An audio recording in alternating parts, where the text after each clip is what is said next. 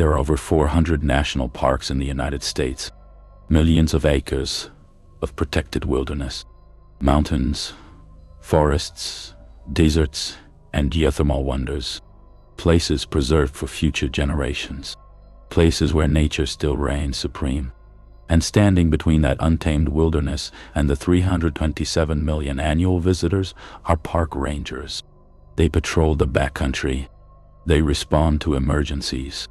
They enforce regulations. They conduct search and rescue operations.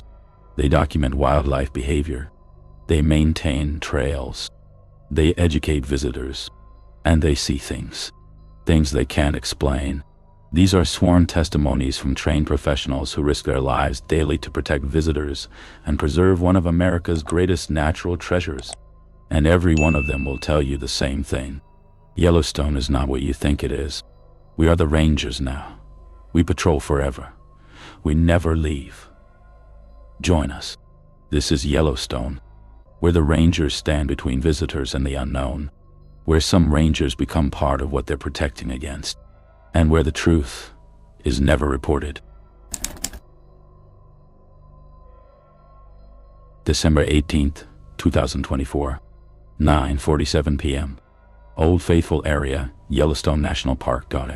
Tyler Morrison, age 24, had been a Yellowstone Park ranger for exactly 11 days. Fresh out of training at the Federal Law Enforcement Training Center in Georgia, this was his first solo night patrol in one of the most famous and dangerous sections of the park. The assignment was straightforward. Patrol the Old Faithful Boardwalk complex, check that all gates were locked, ensure no visitors had illegally remained in the area after closing, 7 p.m. in December, and verify that thermal features showed no unusual activity which could indicate developing geothermal hazard. Estimated time, 90 minutes. Round trip, 3.2 miles. Tyler was equipped with a Standard Ranger uniform, insulated for 15-degree F conditions. iRadio, connected to dispatch at Mammoth Hot Springs headquarters. iFlight, high-powered LED, 2000 lumens. A service weapon, Glock 19 standard NPS issue. A GPS tracker, automatically updates position every 5 minutes. A body camera, recording entire shift per NPS protocol. He was trained, prepared, confident. His supervisor, Ranger Sarah Chen, 42, 15 years experience, had given him a brief final check before sending him out. Weather's clear, cold but manageable. Radio every 30 minutes. If you see anything unusual, thermal changes, wildlife too close to facilities, any people where they shouldn't be, called immediately. Don't try to handle it alone. Got it? Got it, Tyler confirmed. Sarah hesitated, then added, one more thing. Old Faithful at night. It can play tricks on you. Steam looks like people. Sounds carry weird in the cold. Your mind fills in gaps. If you think you see something, but you're not sure, trust your gut. Call me. Okay. Tyler nodded, sensing there was more she wanted to say but wouldn't. I'll be fine, he assured her. She watched him walk into the darkness, flashlight beam bobbing, and whispered to herself, I hope so, kid. 9:47 p.m. Beginning patrol. Tyler's route began at the Old Faithful Visitor Center, proceeding clockwise around the boardwalk complex past the Old Faithful Geyser. Erupts every 60-110 minutes predictable. Castle Geyser. Orung Geyser. A Riverside Geyser.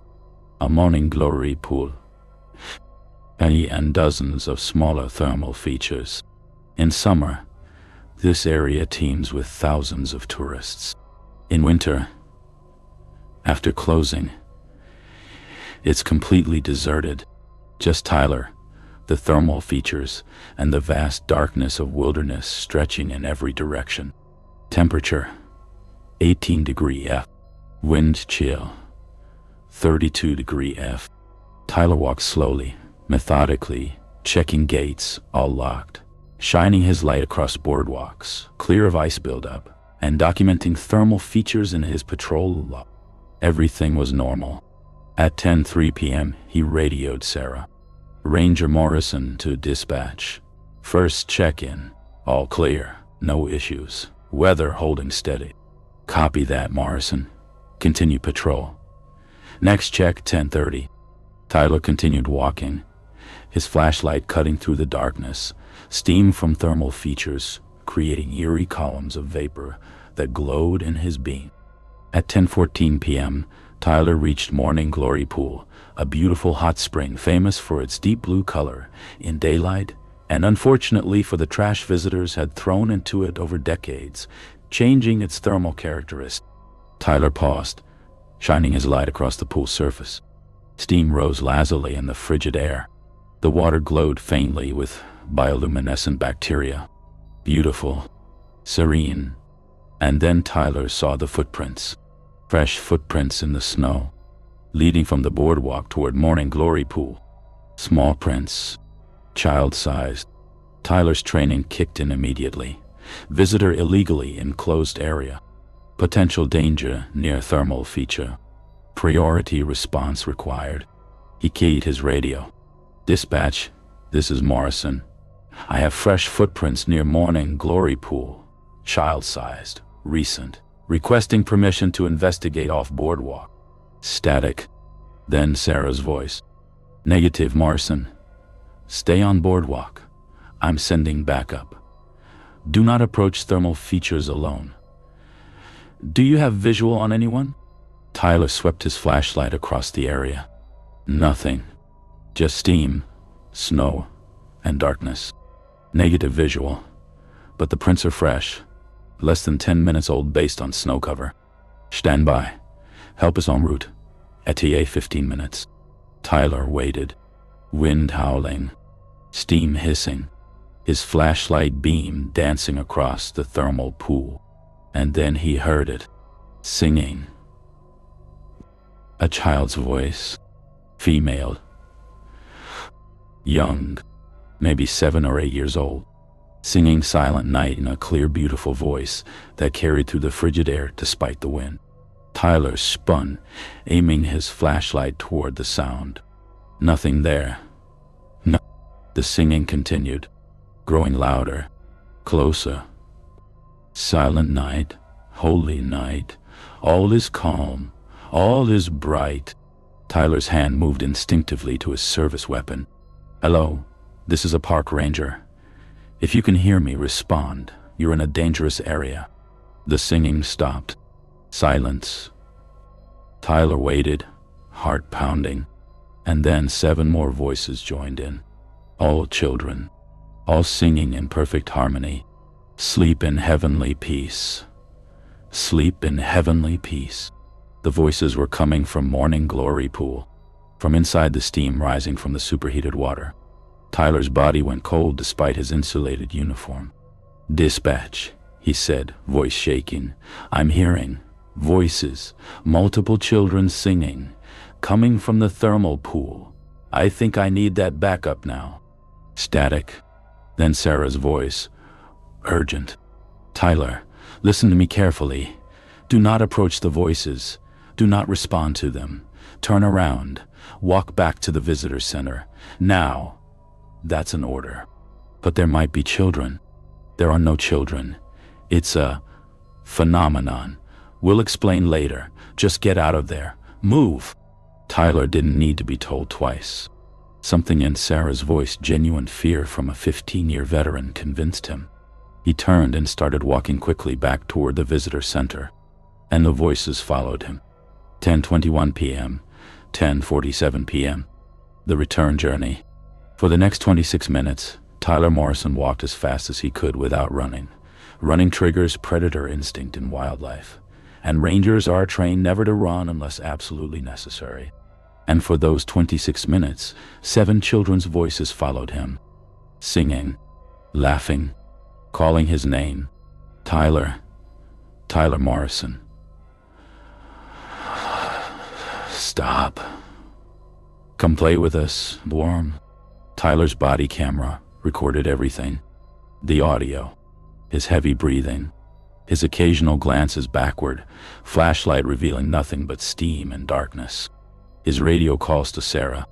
They're still following me. I'm at Castle Geyser now. Still following. Keep moving, Tyler. Don't stop. Don't look back. We're coming. How do they know my name? I never told them my name. Just keep moving. At 10:34 p.m., Tyler reached Grand Geyser. The children's voices stopped singing and started screaming. Not in fear, not in pain, but in anger. Rage took him, like they were furious he was escaping. 7 children screaming in unison, their voices rising to an inhuman pitch that made Tyler's ears ring. And then they appeared. 7 small figures, backlit by the glow of thermal features, standing on the boardwalk behind him, approximately 50 feet away. Children don't I? Different heights, different builds, but all of them wrong. Their silhouettes were slightly off, proportions not quite human, and they weren't standing on the boardwalk, they were floating an inch above it, like puppets suspended on invisible strings. Tyler froze, his flashlight shaking as he aimed it at the figures. The beam revealed nothing. The figures vanished in direct light, reappearing in his peripheral vision the moment he lowered the flashlight. "Dispatch," Tyler whispered, his voice breaking. "I see them. 7 figures. They're not human." "Sarah, what the fuck are they?" "Tyler, run. Run now." Tyler ran. Training be damned. Wildlife protocols be damned. He sprinted the final half-mile to the visitor center, his lungs burning in the 18-degree F air, his legs pumping, his flashlight beam bouncing wildly. The 7 figures followed, not running, gliding, keeping pace effortlessly, always 50 feet behind, never closer, never farther. Like they were hurting him, playing with him, enjoying his fear. Tyler burst through the visitor center doors at 10:47 p.m., gasping and collapsed. Sarah Chen and 2 other rangers were waiting, weapons drawn, facing the darkness outside. The 7 figures stood just beyond the door, visible now in the building's exterior lights. 7 children, wearing clothes from different eras, their skin burned, charred black, cracking, eyes glowing faintly orange. The burned children of Yellowstone. Sarah stepped forward and spoke firmly. "He's under our protection. You cannot have him. Leave it to us. Now." For a long moment, nothing happened. And then the 7 children smiled, their mouths too wide, their teeth too sharp, and they faded, dissolving into steam, vanishing as if they'd never existed, except on the visitor center windows where they'd been standing. 7 sets of small handprints, burned into the glass, permanent, just like Lexi Martinez's van. Aftermath. Tyler Morrison submitted his official incident report the next morning. It read, "During routine night patrol, Ranger Morrison experienced auditory hallucinations, possibly caused by extreme cold exposure, acoustic anomalies from geothermal steam vents, and rookie anxiety during first solo patrol. No actual persons encountered. No violations documented. Ranger Morrison recommended for psychological evaluation and additional training before conducting future solo night patrols." That was the official version. The version Sarah Chen filed for internal ranger records, only not public, not accessible via FOIA requests, read. Ranger Morrison encountered thermal manifestation phenomenon near Morning Glory Pool at approximately 22:15 hours. 7 entities consistent with historical TMP reports pursued Ranger for 1.2 miles. Entities exhibited typical behavior patterns, auditory communication, knowledge of Ranger's name, aggressive response to escape attempt, and thermal signature burns on facility window. Morrison followed protocol: do not engage, retreat immediately, request backup. No physical harm sustained. Recommend Morrison receive TMP briefing and reassignment to non-thermal patrol areas for minimum 6 months. Facility windows will require replacement due to heat damage. Burned handprints cannot be removed. Tyler Morrison was transferred to Backcountry Trail Patrol, far from thermal areas, and given a mandatory meeting with Sarah Chen, who explained what the Park Service internally calls the Yellowstone reality.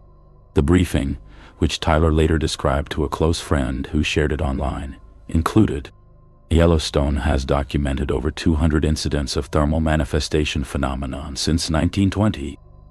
The 7 children Tyler encountered are the most common manifestation, representing the 3 burned children from 1962, plus others from various eras.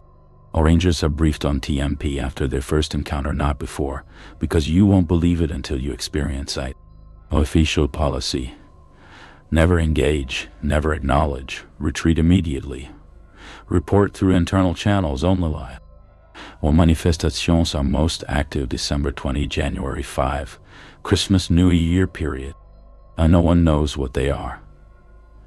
Theories range from thermal consciousness to trapped spirits to geological hallucinations caused by gases. I have never physically harmed anyone. But 3 rangers who ignored protocol and followed the voices disappeared in 1997, 2019, 2019. Tyler finished his seasonal contract but did not return to Yellowstone the following year. In a 2024 online post, username, former NP Ranger, he wrote, "I love being a ranger. It was my dream job. But after what I saw, I can't go back, because now I know. Yellowstone isn't just a park, it's a prison. Those children aren't haunting the thermal areas, they're trapped there. And they're lonely, and desperate, and they want company. And if you're not careful, you become one of them." Present day, Old Faithful Visitor Center. The 7 handprints burned into the visitor center windows remain visible, despite multiple attempts to remove them: grinding, polishing, chemical treatment, complete pane replacement. Every new pane installed develops the same 7 handprints within 24 hours. Park administration eventually gave up and installed reflective film over the glass to make the prints less noticeable to visitors. But rangers see them every day, and they remember. Don't go out alone at night. Don't follow the voices. And if you see 7 children, run.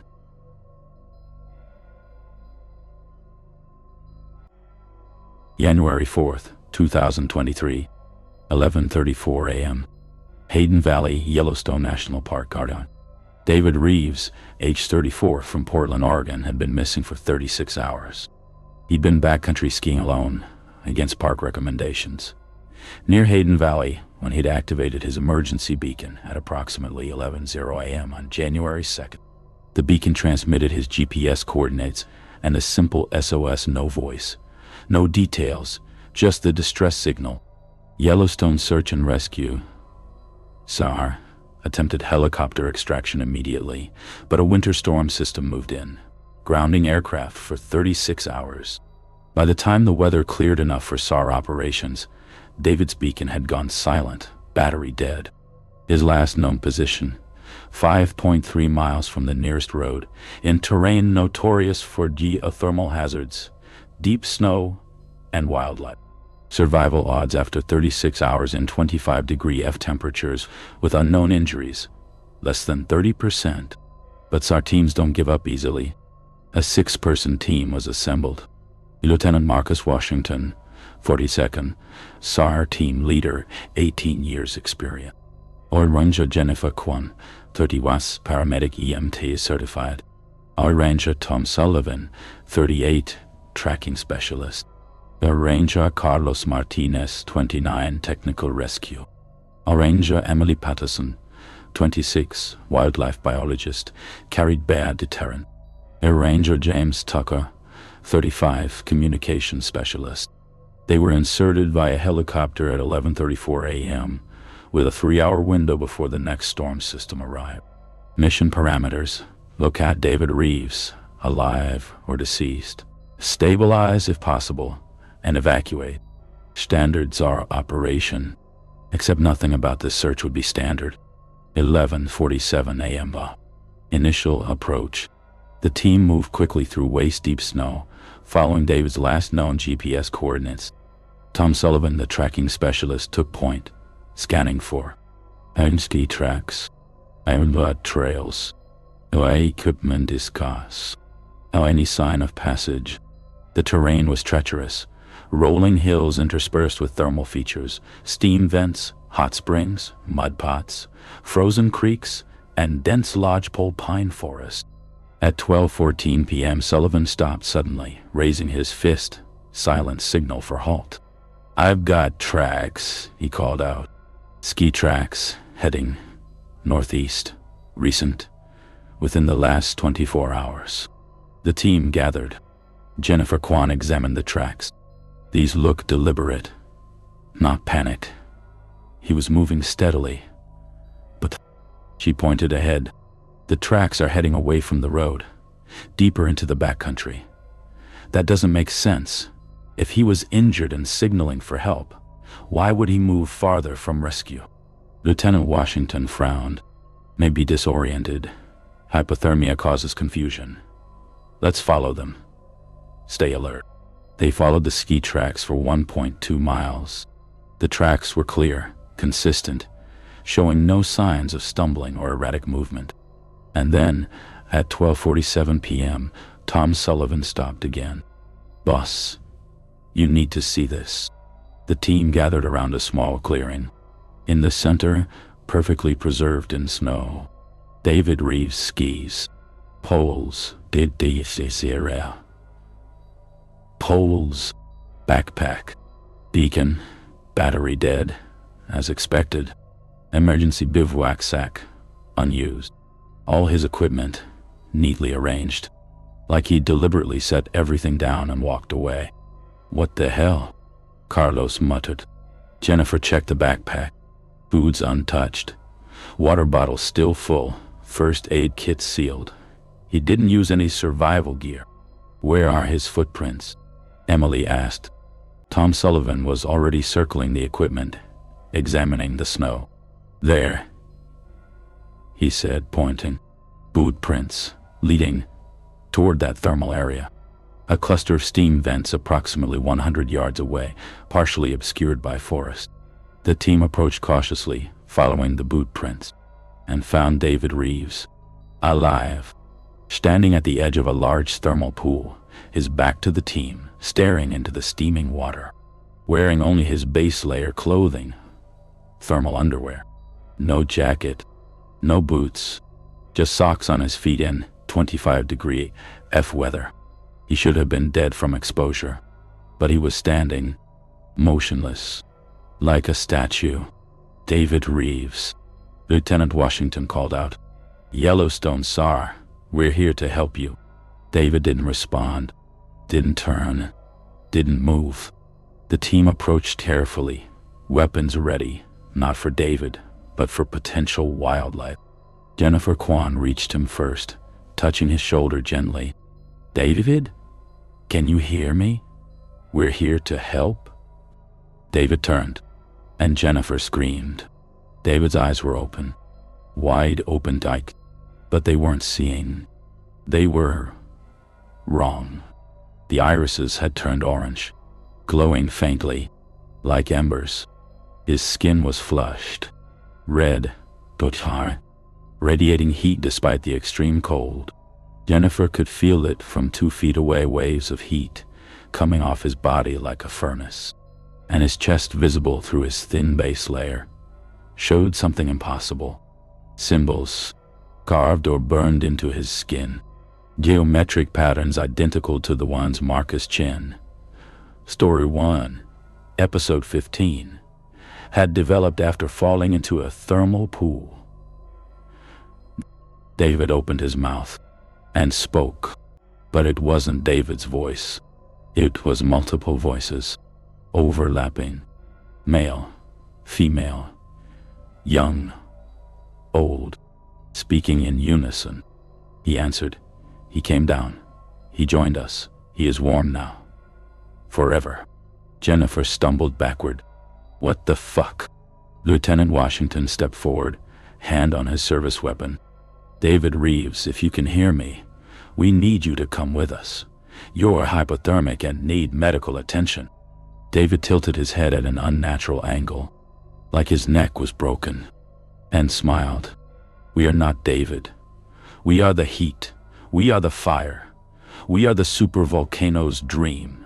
And David is with us now, in the magma, in the earth, forever." And then David stepped backward, into the thermal pool. "No." Multiple rangers lunged forward, but David had already submerged. The water measured later at 206 F should have caused him to scream, to thrash, to try to escape. Instead, he sank calmly beneath the surface, arms at his sides, eyes opened, still smiling, and disappeared. The team stood frozen in horror, staring at the pool's surface. Smooth, undisturbed. "Get him out," Lieutenant Washington shouted. "Martinez, deploy the rescue hook." Carlos Martinez extended a collapsible rescue hook designed to retrieve bodies from water and swept the pool. Nothing. No contact. The pool's depth was approximately 8 feet measured after the incident, but the hook found no body. They swept for 5 minutes. Nothing. David Reeves was gone, and then the pool began to bubble. Not a normal boil, but rhythmic pulses, like a heartbeat, and from the steam rising from the water, voices, hundreds of them, thousands, all speaking at once. "Join us. Come down. The earth is warm. Forever." Lieutenant Washington made a decision. "Everyone out now. Back to extraction point move." The team ran. Investigation and cover-up. The official incident report stated, Subject David Reeves located deceased near thermal feature. Subject had succumbed to hypothermia and thermal pool exposure. Body unrecoverable due to extreme water temperature and acidic conditions. Presumed dissolved. Family notified. Case closed. The internal SAR report not public stated. Subject Reeves exhibited signs of thermal entity integration, a phenomenon documented in 14 previous cases where individuals exposed to geothermal features display altered consciousness, physical changes, elevated body temperature, glowing eyes, geometric skin markings, and voluntary re-entry into thermal pool. Subject was alive and ambulatory, but non-responsive to rescue attempts.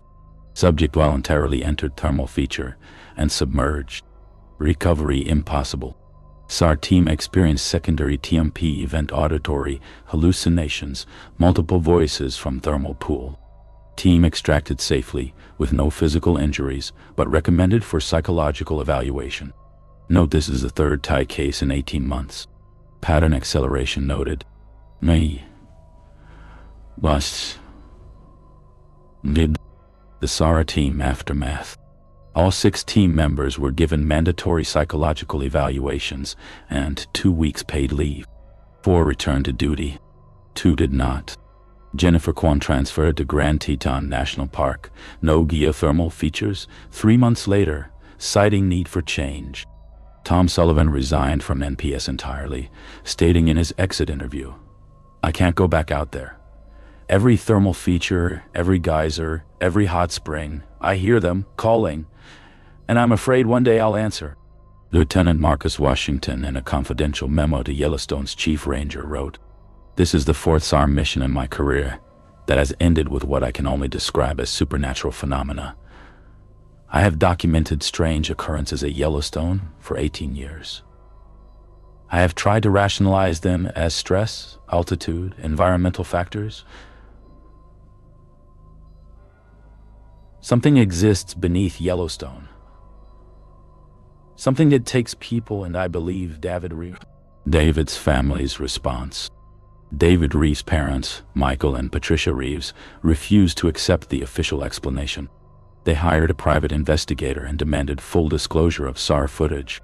Park Service provided heavily redacted body camera footage showing locating David's equipment. are following boot prints to the thermal pool, offending David standing at the pool's edge. David entering the pool, voluntary, no signs of distress. Recovery attempts, unsuccessful, but the audio was removed. The footage showing David's eyes, the symbols on his skin, and his possession behavior was edited out, along with the voices from the thermal pool. The official explanation: audio and visual redactions made to protect family from disturbing content, subject's condition prior to death. Patricia Reeves, in a 2023 statement, said, "They're hiding something. My son was a strong, experienced outdoorsman. He wouldn't just walk into boiling water. Something happened to him. Something they won't tell us. And I think he's still there. Still alive somehow." 'Cause 2 months after they declared him dead, I received a text message from David's phone, which they said was in his recovered backpack. The message said, "Mom, I'm okay. I'm warm now. I'm with the others. Don't worry about me. I'm home." I showed it to the police. They said it was a glitch, technical error. But I know my son. That was him. Somehow. From somewhere. And he's trying to tell me he's alive. Phone records confirmed a text was sent from David's number on March 3rd, 2023, 2 months post-disappearance. The phone's location: Hayden Valley, thermal zone. The phone had been in evidence lockup at Yellowstone headquarters, powered off, in a sealed bag. No explanation has been provided. Present day. The thermal pool where David Reeves disappeared has been marked with warning signs and cordoned off, but saw rangers report disturbing activity. The pool's water temperature has increased from 206 degree F to 218 degree F. Impossible without major geothermal changes. The pool now erupts like a geyser every 34 minutes. It was never a geyser before January 2023. Each eruption lasts exactly 2 minutes and 14 seconds, the exact duration David was visible before entering the pool. And during eruptions, thermal cameras detect a human-shaped heat signature rising with the water column, suspended in mid-air for the duration of the eruption, then descending back into the pool. The signature matches David Reeves' height and build exactly. Steam hissing, water bubbling, and a voicemail, young David's voice echoing from within the earth. "I'm not dead. I'm transformed. I'm part of the heat, part of the dream. And it's beautiful, Mom. It's so beautiful. You should come see. Come join me. The water is warm." Silence. The pool erupts. Steam fills the air. And in that steam, a shape. Waving, then gone. Ranger Jessica Martinez had worked Yellowstone's Backcountry Permit Office for 6 years. She'd processed thousands of permits, warned hundreds of hikers about bears, thermal features, and weather. She thought she'd seen everything, until the night the permit system showed impossible entries. March 15th, 2022, 11:47 p.m. Jessica was alone at Ranger Station 7, processing the next day's backcountry permit. Standard procedure review applications, check trail conditions, input data into the National Park Service database. The computer screen flickered. Permit hash 4472 approved.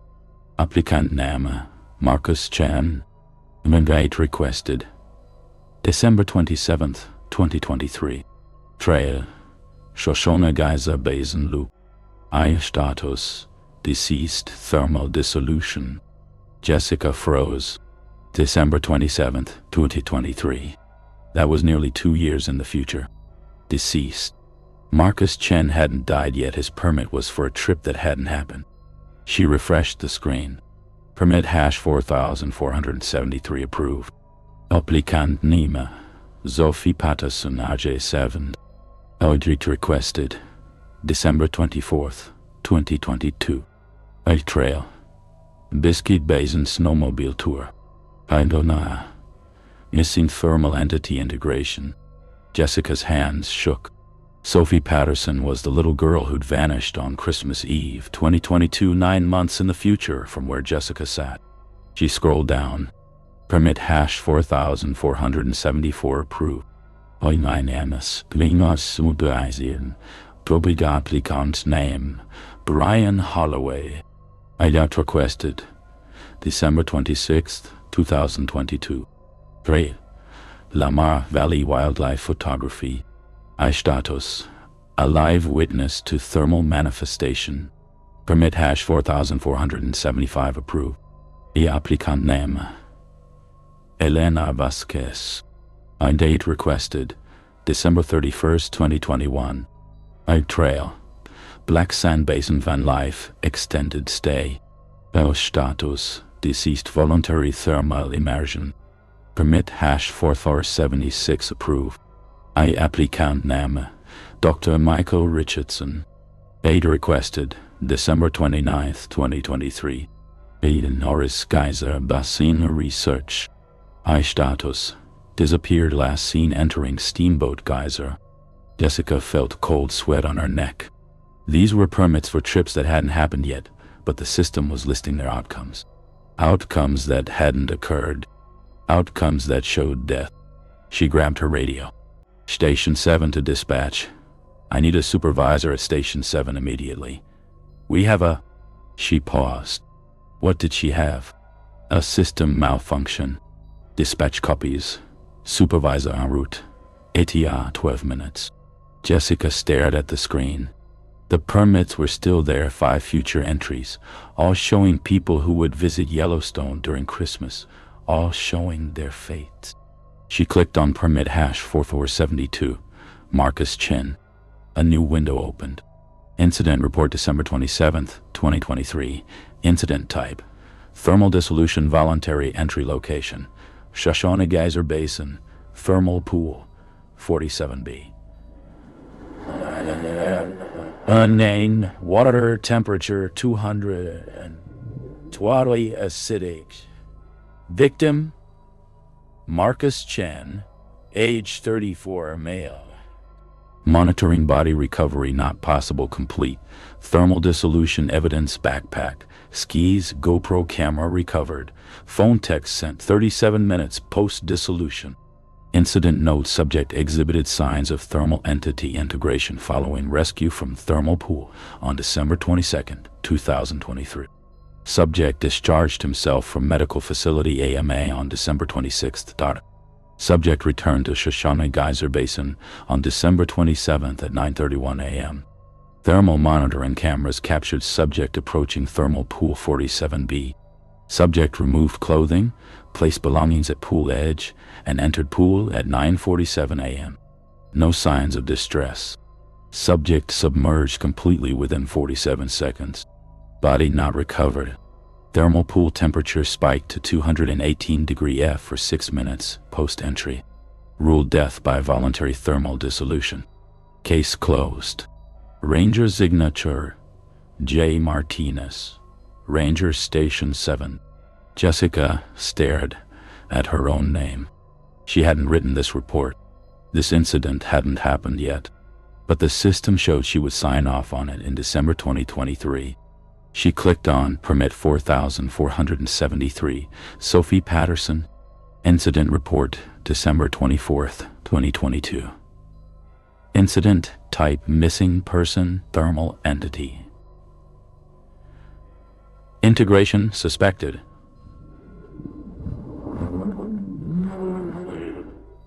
Hill 22A, unnamed, near Sapphire. Pool victim Sophie. And 7 female. Caucasian, time of... Incident notes. Subject vanished during family snowmobile tour. Footprints ended at edge of thermal pool, 22AA. No disturbance in pool surface. Thermal imaging detected child-sized heat signature 14 feet below surface. Temperature 97.8 degree. F consistent with human core temp. Search suspended due to impossibility of thermal pool entry without death. Subject's camera recovered.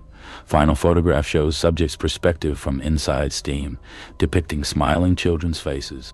Thermal pool temperature recorded at 98.6 degree F at time of disappearance, 94 degrees cooler than baseline.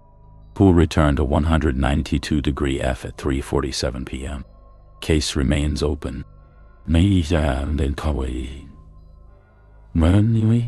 Ranger signature J. Martinez, Ranger Station 7. Jessica's breath came in short gasps. That's my signature again. I'll be the one who writes this report when a 7-year-old girl disappears into Yellowstone's heat. She clicked through the remaining permits. Permit 4474. Brian Holloway showed a report about hundreds of human-shaped heat signatures captured on thermal cameras in Lamar Valley. Permit 4475.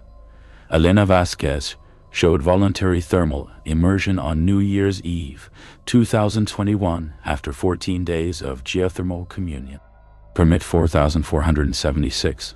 Dr. Michael Richardson showed a USGS geologist who walked directly into Steamboat Geyser's main vent on December 29th, 20. The supervolcano was waking up.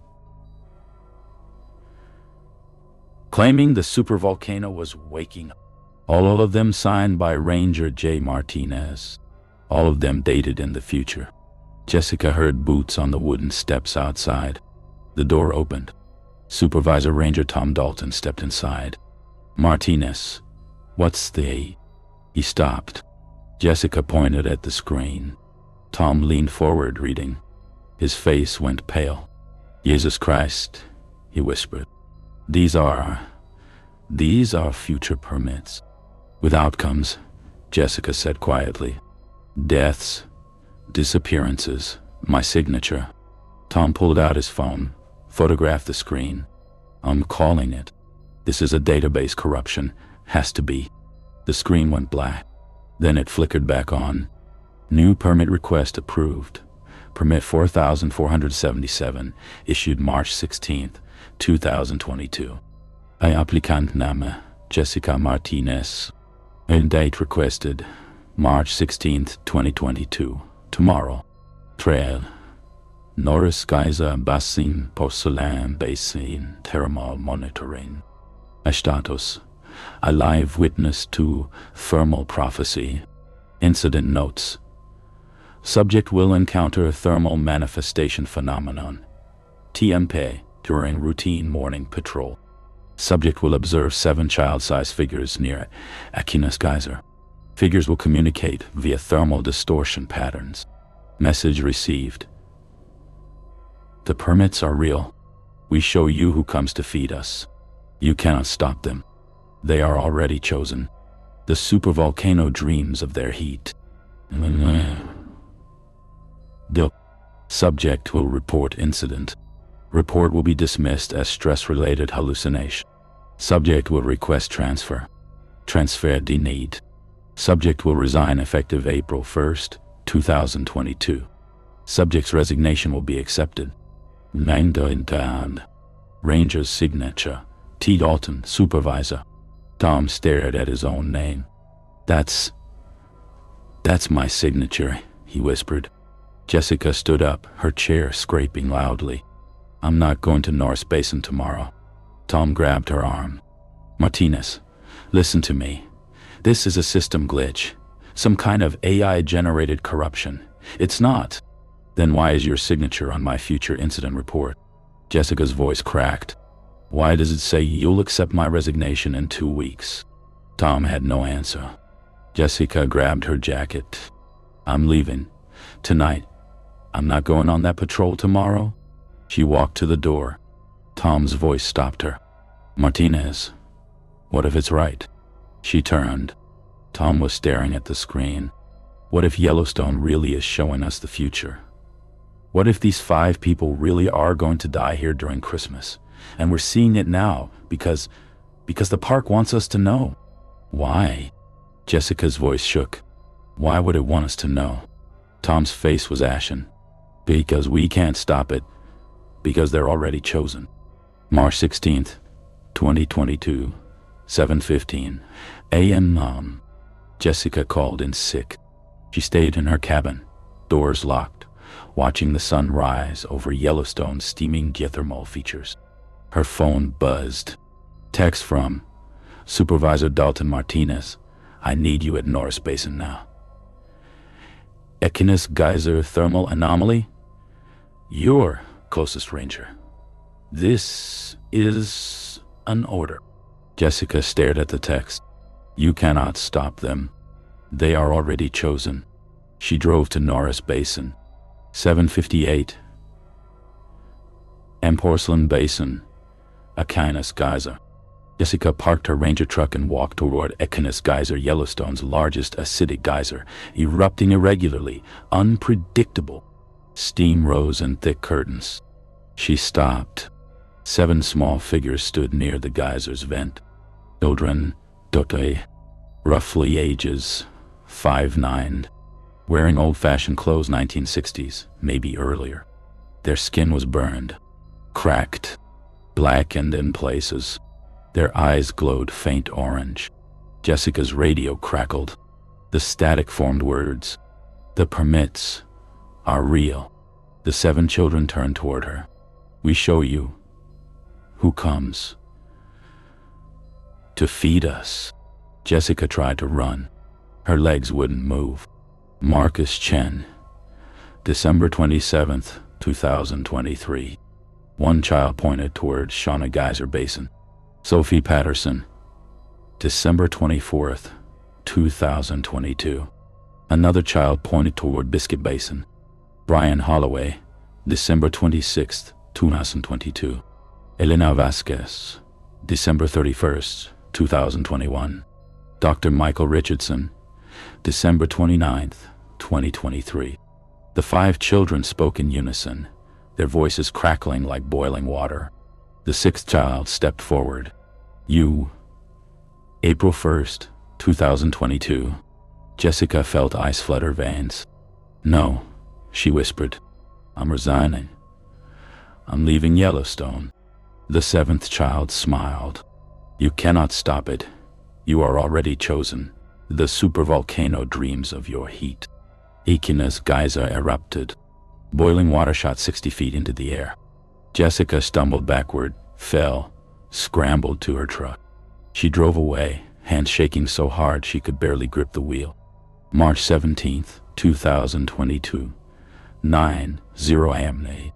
Jessica submitted her resignation. Supervisor Dalton accepted it. Effective April 1st, 2022. Exactly as the permit system predicted. Official National Park Service Internal Report, March 16th, 2022. Incident type: Thermal Manifestation Phenomenon, TMP. Unconfirmed reporting ranger: Jessica Martinez, Ranger, Station 7 location. Norris Geyser Basin, Martinez Geyser time. 7:58 MMST. Incident summary: Ranger Martinez reported observing 7 child-sized figures near Martinez Geyser during routine thermal monitoring. Ranger described figures as burned children with glowing orange eyes who communicated via radio static. Ranger claims figures provided names and dates of future Yellowstone incidents involving thermal deaths and disappearances. Supervisor assessment: stress-related hallucination. Ranger Martinez has shown signs of occupational burnout. Recommend immediate psychological evaluation and temporary leave. Follow-up: Ranger Martinez submitted resignation effective April 1st, 2022. Resignation accepted. Case status: closed. Signed: Supervisor T. Dalton. December 27th, 2023. Marcus Chen dissolved in Shoshana Geyser Basin. Exactly as the permit predicted. December 24th, 2022. Sophie Patterson vanished into a thermal pool in Biscuit Basin. Exactly as the permit predicted. December 26th, 2022.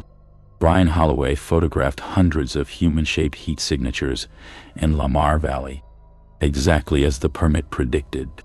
December 31st, 2021. Elena Vasquez entered Black Sand Basin's thermal pool voluntarily. Exactly as the permit predicted. December 29th, 2023. Dr. Michael Richardson walked into Steamboat Geyser, exactly as the permit predicted. April 1st, 2022. Jessica Martinez never returned to Yellowstone. She moved to Oregon, got a job with the Forest Service, never spoke about what she saw at Ekenes Geyser.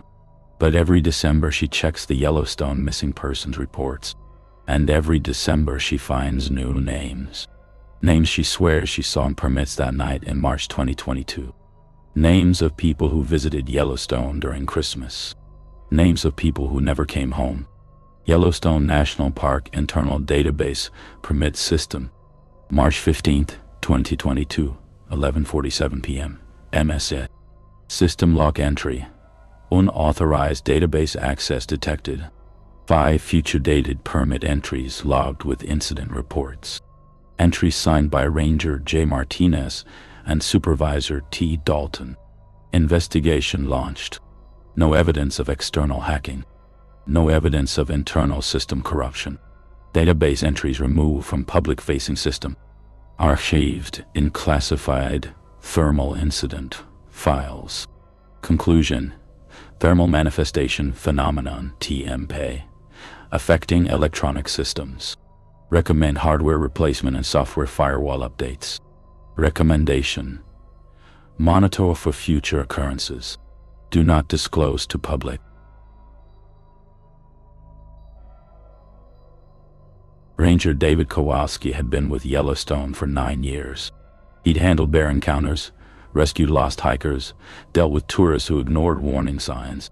He thought he understood the park, until he found the radio that had been buried for 58 years. October 3rd, 2021, 2:17 p.m.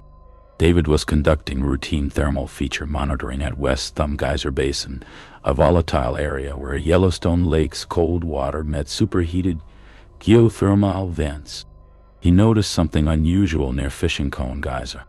A section of the wooden boardwalk had collapsed during the previous night's 4.2 magnitude earthquake, common in Yellowstone, where 3,000 earthquakes occur annually. David approached the damaged area to assess repair needs. That's when he saw it. Something metallic, partially exposed in the collapsed earth. He knelt down, brushed away dirt and volcanic ash. It was a radio. Not modern. Vintage. Military-style handheld transceiver from the 1960s. The casing was corroded, but intact. The antenna was bent. The speaker grill was crusted with sulfur deposits. David carefully extracted it. The radio was hot not from the sun, but from internal heat, like it had been running. Impossible. This radio had clearly been buried for decades. He turned it over. Engraved on the back, Yellowstone Park Ranger Service Unit 7, 1963. David's pulse quickened. This radio was 58 years old. He pressed the power button. Nothing. He checked the battery compartment, corroded, empty, no power source. He placed the radio in his evidence bag and continued his inspection. 3:05 p.m. Ranger Station 14.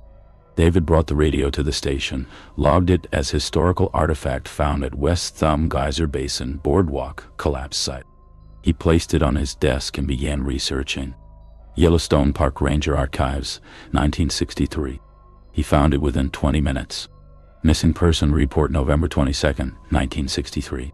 Ranger Thomas Hayes, age 29, male, Caucasian. Assigned, West Thumb Ranger Station. Last seen November 22nd, 1963, 4:47 p.m. MST. Location: West Thumb Geyser Basin Fishing Cone area. Equipment: Standard Ranger uniform, radio, Unit 7 flashlight. Research conducted November 23rd, 27th, 1963. Body recovery, none presumed thermal, death dissolution. Incident notes. Ranger Hayes radio dispatch at 4:47 p.m. reporting unusual thermal activity near Fishing Cone. Dispatch lost contact at 4:52 p.m. Search and rescue found Hayes' hat, flashlight and boot prints leading directly to thermal vent. No body recovered. presumed death by thermal dissolution. David stared at the report. Radio Unit 7th. The same radio sitting on his desk.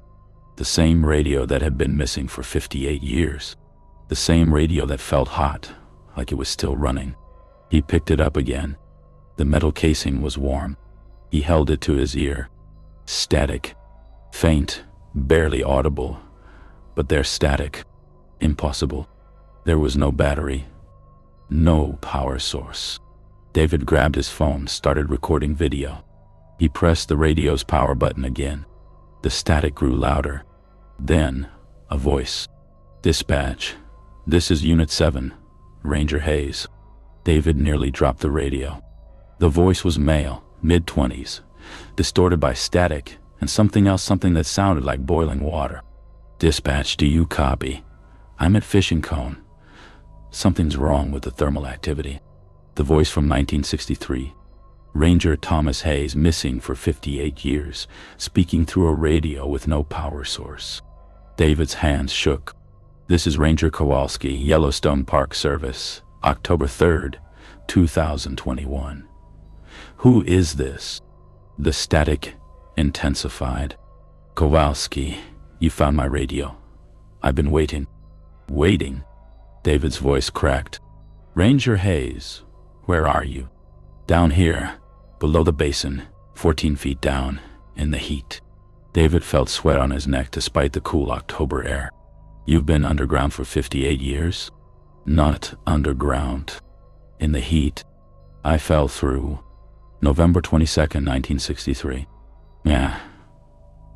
A fishing cone opened up. I went down, but I didn't die. That's impossible. The thermal pools are 200 degrees. Acidic. No one survives. I didn't survive. I became..." The static roared. Then silence. David stared at the radio. It was cold now. Completely cold. He tried the power button again. Nothing. He checked the battery compartment, still empty, still corroded. What the hell just happened? October 4th, 2021, 8:30 a.m. David returned to West Thumb Geyser Basin with thermal imaging equipment and a ground-penetrating radar unit. He needed to know if something or someone was really 14 feet below Fishing Cone. He set up the equipment near the exact spot where he'd found the radio. The thermal imaging camera showed standard geothermal heat patterns, 180 200 degree F at surface level, increasing with depth. Then he saw it. A human-shaped heat signature, 14 feet below the surface, roughly 6 feet tall. Core temperature, 203 degree F. David's breath caught. The shape moved. Not floating, not drifting, walking. The heat signature walked through the underground thermal channels like a person walking through water. David zoomed in. The shape had details. Arms, legs, a head. It was anatomically human, but no human can survive in 203 degree F water. He watched the shape move through the thermal imaging display. It was approaching the surface, rising, getting closer. David stepped back from the boardwalk edge. The shape rose to 7 feet below the surface, then stopped. The radio in David's backpack crackled to life. "Kowalski, can you see me?" David pulled out the radio. Still no battery. Still no power source. But the voice was clear. "I'm right below you. I've been down here since 1963. The heat didn't kill me. It changed me. I'm part of it now. The supervolcano, the thermal network. I can feel every hot spring, every geyser, every person who falls in." David stared at the thermal camera. The shape was directly beneath him. "There are more of us down here. Ranger Hayes is just one. We all fell in. We all became, and we've been waiting." "Waiting for what?" David whispered. "For the supervolcano to wake up. When it does, we'll rise with it. All of us, hundreds of us. And Yellowstone will remember what we used to be. The thermal signature began sinking, going deeper. Tell them, Kowalski. Tell them the heat remembers. Tell them we're still here. Tell them we're hungry. The radio went silent. The thermal signature vanished at 30 feet depth. Gone. David stood alone on the boardwalk, staring at the steaming waters of West Thumb Geyser Basin. He packed up his equipment. October 5th, 2021, 9/9. David filed his incident report. Incident type: Thermal Manifestation Phenomenon, TMP.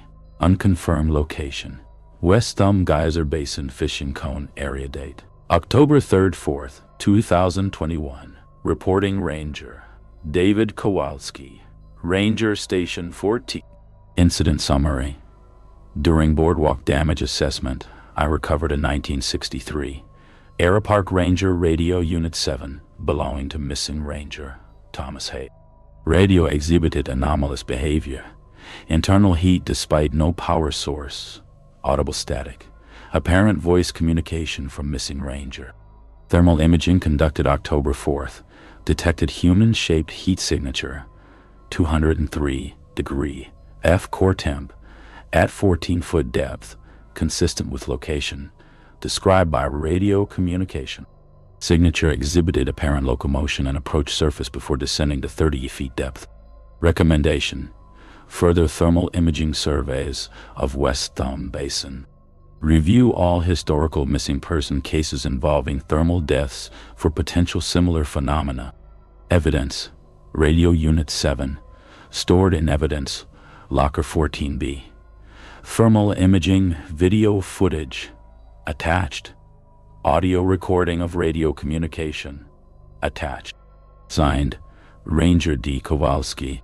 Official response: October 6th, 2021. From Superintendent, Yellowstone National Park 2. Ranger David Kowalski. Your October 5th incident report has been reviewed. Thermal imaging footage shows standard geothermal heat patterns. Audio recordings show electronic interference consistent with corroded radio equipment. Radio Unit 7 has been transferred to Park Historical Archives. Your report of communication with missing rangers is attributed to stress and environmental factors. Recommend 2 weeks administrative leave. Incident classified as equipment malfunction. Case closed. Signed, Superintendent, Yellowstone National Park. David took the 2 weeks off. He didn't return to West Thumb Geyser Basin, but he checked the thermal monitoring reports every day. And every day, the reports showed the same thing: unexplained human-shaped heat signatures moving through Yellowstone's underground thermal network. Sometimes 1, sometimes 7, sometimes hundreds, all of them between 14 and 30 feet below the surface. All of them with core temperatures matching boiling water. All of them moving, walking, waiting. November 22nd, 2021, 4:47 p.m. Exactly 58 years after Ranger Thomas Hayes disappeared. Every thermal monitoring station in Yellowstone recorded the same anomaly: simultaneous temperature spikes in 47 different hot springs, geysers, and thermal pools. Each spike lasted exactly 5 minutes. Each spike reached exactly 203 degree F far above normal baselines. And in those 5 minutes, thermal imaging cameras captured hundreds of human-shaped figures rising through Yellowstone's underground thermal channel, rising to 7 feet below the surface, then sinking back down, all at exactly 4:52 p.m., the exact time Ranger Hayes' radio went silent in 1963. The radio sits in Yellowstone's historical archives. Sometimes, late at night, security guards hear it crackling. They never answer it. Ranger Samantha Liu was a geologist before she became a park ranger. She understood thermal systems, magma chambers, supervolcano mechanics. She trusted science until science stopped making sense. January 12th, 2024, 11:30 p.m. Samantha was assigned overnight duty at Norris Geyser Basin's thermal monitoring station, a small fortified building housing seismographs, thermal sensors, gas detectors, and real-time monitoring equipment for Yellowstone's most volatile geothermal area. Norris was the hottest, most acidic, and most unpredictable basin in Yellowstone. Ground temperatures reached 199 degrees, just 6 inches below the surface. The supervolcano's magma chamber was closest to the surface here, just 3 miles down. Samantha's job: monitor the equipment, log data, and alert headquarters if anything unusual occurred. Standard overnight shift. Quiet. Routine. Until the seismograph started drawing something impossible. Only 7 p.m. Samantha was reviewing thermal sensor data when the seismograph began spiking. Not earthquake activity. Yellowstone experienced 30,000 earthquakes per year, most too small to feel. This was different. The seismograph needle was moving in patterns. Precise patterns. Rhythmic patterns. Samantha leaned closer. The seismograph was recording micro-tremors from deep underground, approximately 2.5 miles down, right at the edge of the magma chamber. But the tremors weren't random. They were repeating. Interval: exactly 29 minutes between each tremor. Duration: exactly 47 seconds per tremor. Magnitude: exactly 1.2 on the Richter scale. Too precise. Too consistent. Nature doesn't work in exact patterns like this. Samantha checked the digital seismograph display. The tremors formed a waveform pattern that looked almost organic, like a heartbeat. A 29-minute heartbeat, 2.5 miles underground. She pulled up the historical seismograph data. January 11th, 2024. Tremors every 29 minutes. Duration 47 seconds. Magnitude 1.2. January 10th, 2024. Tremors every 29 minutes. Duration 47 seconds. Magnitude 1.2. She scrolled back further. December 2023. Tremors every 31 minutes. November 2023. Tremors every 34 minutes. October 2023. Tremors every 38 minutes. The intervals were getting shorter. Samantha felt cold dread settle in her stomach. The supervolcano's heartbeat was accelerating. She ran the calculations. If the pattern continued, February 2024, tremors every 26 minutes. March 2024, tremors every 22 minutes. April 2024, tremors every 18 minutes. By December 2024, the tremors would be continuous. The supervolcano would be fully awake. She grabbed her radio. Thermal monitoring station to headquarters. I need a geologist and a seismologist at Norris Station immediately. We have a... The lights went out. Complete darkness. Samantha fumbled for a flashlight, clicked it on. The monitoring equipment was still running. Backup power had kicked in, but something was wrong. The thermal sensors were spiking.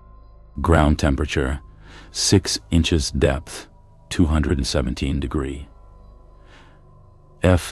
That was 18 degrees above the normal maximum. Gas detector sulfur dioxide levels, 340 ppm, parts per million. Normal was 50-80 ppm. Anything above 300 ppm was dangerous. Samantha checked the external cameras. 4 thermal imaging cameras positioned around the monitoring station. Camera 1, north, normal thermal patterns. Camera 2, east, normal thermal patterns. Camera 3, south, normal thermal patterns. Camera 4, west, 7 human-shaped heat signatures standing 30 feet from the station. Samantha's breath caught. Children, bright-eyed. 7 children standing in Norris Geyser Basin at nearly midnight in sub-zero temperature. She zoomed in. The heat signatures were wrong. Their core temperatures were 198 degrees Fa. No human has a core temperature of 198 degrees. No living human. Samantha watched the thermal display. The 7 figures began moving toward the station, walking slowly in perfect formation. She grabbed her radio. "Headquarters, this is thermal monitoring station. I have 7 unidentified heat signatures approaching my location. Possible thermal entities. Request immediate backup." "Station, this is headquarters. Repeat your last transmission. Did you say thermal entities?" "Affirmative. 7 human-shaped figures. Core temp, 198 degrees, approaching from the west. I have them on thermal camera." "Station, maintain position. Do not leave the building.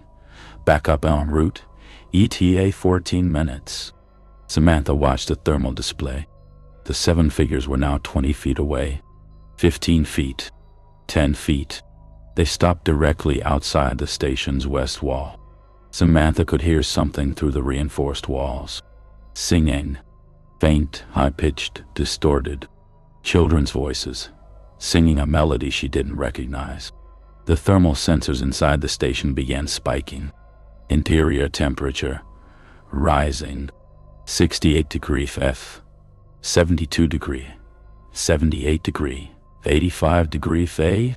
The heat was coming through the walls. Samantha backed away from the west wall. The singing grew louder.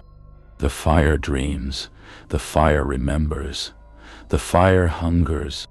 The seismograph needle went wild. Micro tremors directly beneath the station. Magnitude 2.0 worse. 2.4, 2.7. The tremors were no longer following the 29-minute pattern. They were constant. The thermal camera showed the 7 figures placing their hands on the west wall. The wall began to glow. Not metaphorically, literally glow. Cherry red heat spreading from 7 hand-shaped points of contact.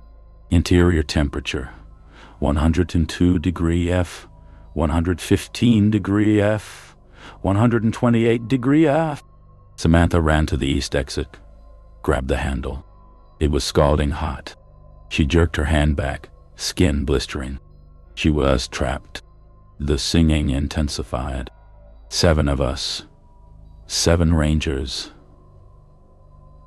7 who will see. Samantha grabbed a fire extinguisher, sprayed the glowing wall. The foam evaporated instantly. Interior temperature 141 degree, 156 degree fell. She could barely breathe. The air was superheated. The thermal camera showed the 7 figures merging into the wall, their heat signatures passing through the reinforced concrete like it wasn't there. They were inside the station. Samantha pressed herself into the northeast corner. 7 shapes materialized from the heat shimmer. Children, ages 5-9, burned skin, cracked, blackened, eyes glowing faint orange. They stood in a semicircle around her. The center child, a girl, maybe 7 years old, stepped forward. Her voice was a crackling whisper, like steam escaping under pressure. "Ranger Leo, we've been waiting for you." What are you?" Samantha's voice shook. "We are the burned children of Yellowstone. We fell into the heat, 1962, Firehole River Hot Spring. 7 of us, our parents thought we were playing. We fell through the crust." Another child spoke. "We didn't die. The supervolcano kept us, changed us, made us part of the heat." A third child. "We live in the thermal network now, 2.5 miles down. In the magma, in the steam, in the boiling water." The center girl again. "And we've been waiting for the supervolcano to wake up. And tonight, it begins." Samantha's scientific mind fought through terror. The tremors. The 29-minute heartbeat. The supervolcano is dreaming. It's been asleep for 640,000 years. But now it's stirring, and when it wakes fully, all 7 children spoke in unison. "We will rise with it, and Yellowstone will burn." The seismograph exploded in activity. Magnitude 3.4. The floor shook. Outside, Samantha heard the roar of geysers, erupting simultaneously. Steamboat, echinus, dozens of smaller features. The children began to fade, their forms dissolving into heat shimmer. The center girl's voice echoed. 7 rangers will witness the waking. You are the first. The others will see us soon. And when all 7 have seen, the fire will remember, and Yellowstone will feed. They vanished. Interior temperature dropping rapidly. 98 degree F, 82 degree, 71 degree F. The lights flickered back on. Samantha collapsed against the wall, gasping. The radio crackled. Thermal monitoring station, this is headquarters. Backup is 2 minutes out. What is your status? Samantha stared at the seismograph. The tremors had returned to their pattern. Interval, 29 minutes. Duration, 47 seconds.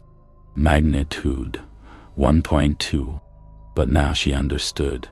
It wasn't a heartbeat. It was a countdown. January 13th, 2024, 2:30 a.m. Samantha filed her incident report.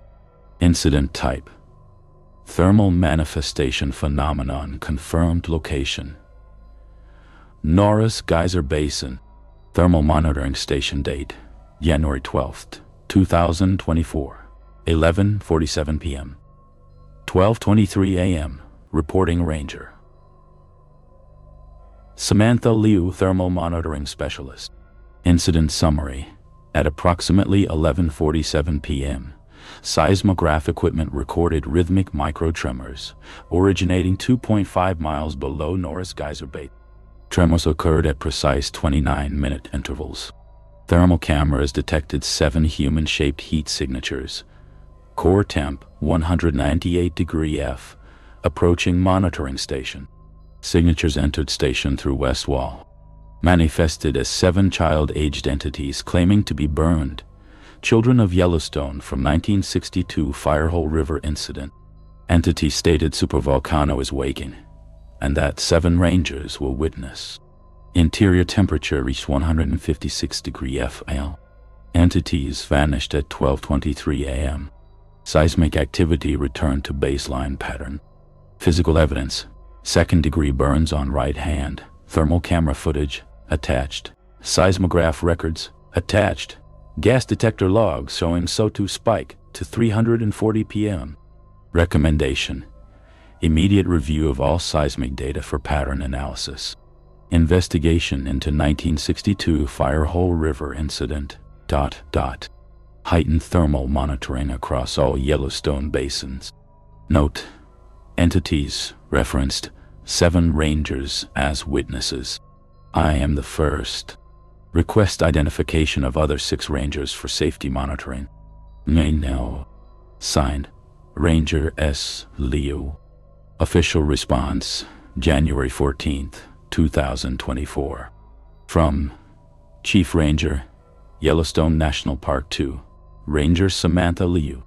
Your January 13th incident report has been reviewed and classified under Thermal Manifestation Phenomenon Protocols.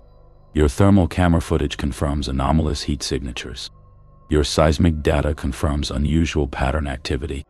However, your description of entities entering the monitoring station is attributed to heat exhaustion and possible carbon monoxide exposure, despite normal detector readings.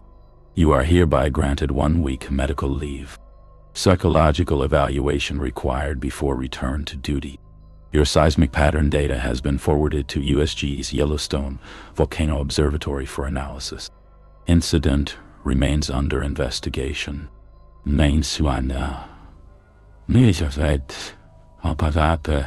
Signed, Chief Ranger, Yellowstone National Park.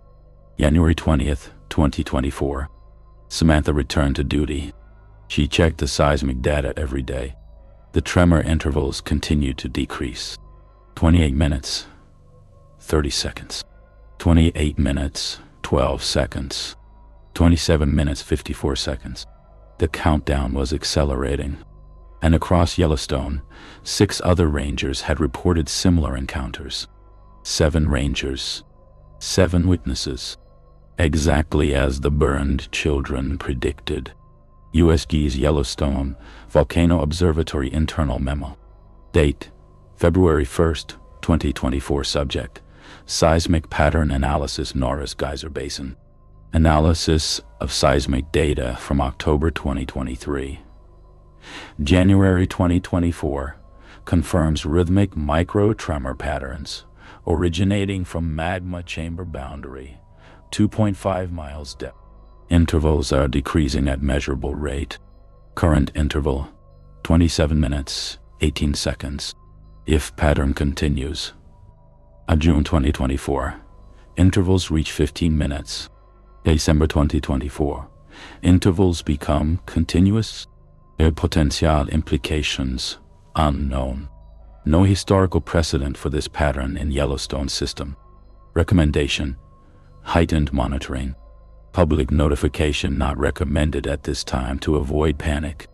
Mentorsivanka. Nesida. Signed, USG Senior Volcanologist. The countdown continues. Every 27 minutes. Getting faster. Ranger Marcus Webb had been monitoring Yellowstone's wildlife camera network for 6 years.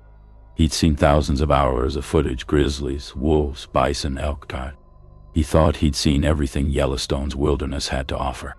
Until the cameras started recording things that shouldn't exist. March 8th, 2024, 9:15.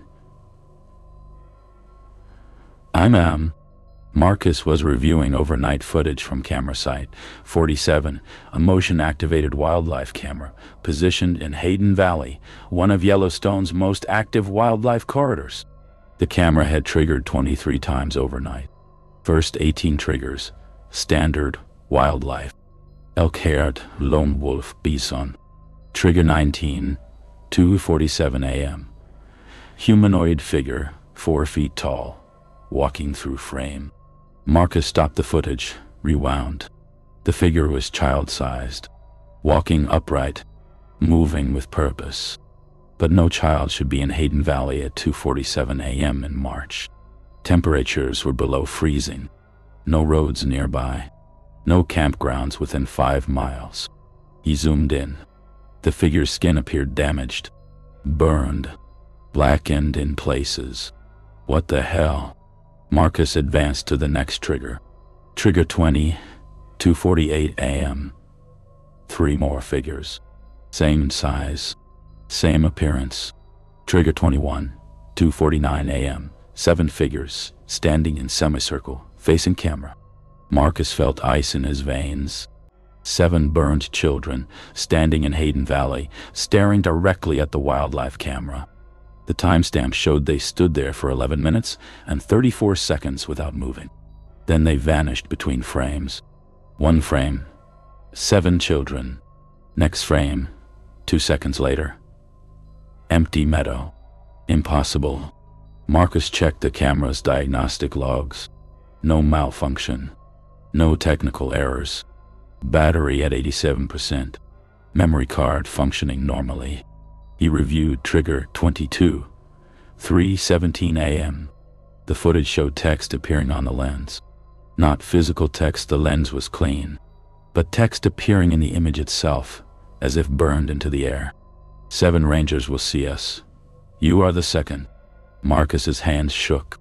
He forwarded the footage to the chief ranger with a priority flag. Then he checked the other 142 wildlife cameras across Yellowstone. 11:30 a.m. Wildlife monitoring station. Marcus had reviewed footage from 89 cameras so far. 43 of them showed the same thing. Burned children. Sometimes 1, sometimes 3, sometimes 7. Appearing between 2:0 a.m. and 4:0 a.m. on March 8, 2024. Cameras scattered across Yellowstone. Alama Valley. Camera site 12, 4 children walking through wolf territory. Norris Geyser Basin. Camera site 33-7. Children standing near Steamboat Geyser. Old Faithful area. Camera site 58-2.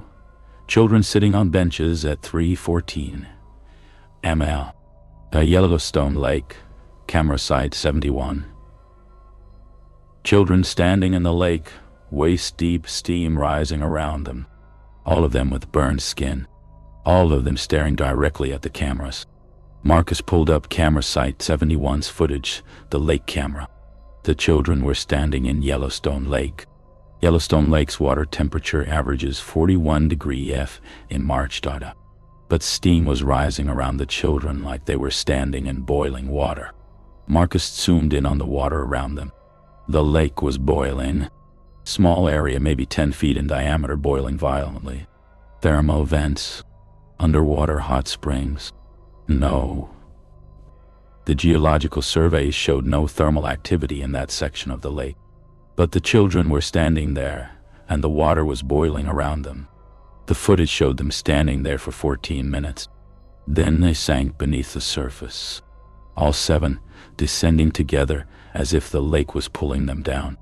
The boiling stopped instantly. The water returned to normal. Marcus's phone rang. "Webb, this is Chief Ranger Dalton. I just watched your camera 47 footage. Get to my office. Now." 12:15 p.m. Chief Ranger's office. Chief Ranger Tom Dalton looked like he'd aged 5 years and 5 hours. "Webb, how many cameras caught this?" 43 out of 142, sir. All between 20 and 4. Tom pulled up a map of Yellowstone on his computer. He marked each camera location that had captured the children. The cameras formed a pattern. Not random. A perfect circle. Centered on Norris Geyser Basin directly above Yellowstone's magma chamber's closest point to the surface. "Jesus Christ," Tom whispered. "They're marking territory." "Sir?" Tom turned to Marcus. 3 months ago, Ranger Lou reported an encounter with these entities at Norris Thermal Monitoring Station. She said they told her 7 rangers will witness. You're the second. Marcus felt cold dread. What happens when all 7 rangers see them? Tom didn't answer. Instead, he pulled up an internal memo from USG's. Seismic patterns show supervolcano heartbeat accelerating. Current interval: 24 minutes, 6 seconds. Countdown continues. Countdown to what? Marcus asked. Tom looked at him. We don't know. But every ranger who encounters these entities reports the same thing. The fire remembers. The fire is waking. Yellowstone will feed. Tom stood up. I'm ordering a full review of all wildlife camera footage going back 6 months. If these things have been appearing for longer, we need to know. And if they have, then we figure out what they want. And we figure out how to stop whatever's coming. March 9th, 2024, 2:00 a.m. Marcus was alone at the Wildlife Monitoring Station, reviewing historical camera footage. December 2023, 7 children appeared on 12 cameras, all during Christmas week. November 2023, 4 children on 8 cameras. October 2023, first appearance 3 children on 3 cameras. They'd been increasing in frequency and number, and every appearance coincided with decreased seismic heartbeat intervals. October 2023. Seismic interval 38 minutes. Children appeared 3 times. December 23. Seismic interval 31 minutes. Children appeared 27 times. March 2024. Seismic interval 24 minutes. Children appeared 43 times. The pattern was clear. As the supervolcano wakes, the children appear more frequently. Marcus pulled up live feeds from all 142 cameras. 3M. Camera site 47, 7 children standing in Hayden Valley, facing the camera. Camera site 33, 7 children at Norris Geyser Basin. Camera site 71, 7 children standing waist deep in Yellowstone Lake, steam rising. They were appearing simultaneously across the park. Marcus watched, unable to look away. Then all 21 children turned their heads in perfect unison, away from the cameras, toward the center of Yellowstone, toward Norris Geyser Basin, and they began walking, all of them, walking toward the magma chamber. Marcus switched between cameras, tracking their movement. They walked through forests, across meadows, through geothermal features. Cameras captured them every few hundred yards, all converging, all heading to the same location. 2:47 a.m. All camera feeds near Norris Geyser Basin went black simultaneously. Not dead, just black, as if something was blocking them. Marcus grabbed his radio. Wildlife monitoring to Norris Thermal Station. Do you copy? Static. Wildlife monitoring to any ranger near Norris Basin. Respond. More static. Then a voice. Not human. 7 voices speaking in unison. Ranger Webb, you are the second witness. 5 more remain. And when the 7th sees us, the fire will remember what it's owed. The radio went silent. The camera feeds returned to normal. Norris Geyser Basin appeared empty. The children were gone. But the seismic monitors showed something new. Seismic interval, 23 minutes, 47 seconds. Still accelerating. March 10th, 2024, 8:00 a.m. Marcus filed his incident report. Incident type, thermal manifestation phenomenon, TMP, mass event location. Multiple sites across Yellowstone, 43 wildlife cameras. Date, March 8th, 9th, 2024. Reporting Ranger Marcus Webb, Wildlife Monitoring Special. Incident summary. Wildlife camera network captured 43 separate appearances of child-sized entities with burned skin between 2040 a.m. March 8th, 2024. Entities appeared simultaneously at multiple locations, forming geometric patterns centered on Norris Geyser Basin. Historical footage review shows increasing frequency of appearances since October 2023, correlating with decreasing seismic intervals reported by USG. On March 9th at 2:47 a.m., all entities began converging toward Norris Basin. Camera feeds near Norris went dark 2:47 to 58 a.m. Radio communication received warning message referencing 7 witnesses and fire remembering what it's owed. Physical evidence. Video footage from 43 cameras. Attached. Audio recording of radio communication. Attached. Seismic data correlation analysis. Attached. Recommendation. Immediate investigation of Norris Geyser Basin.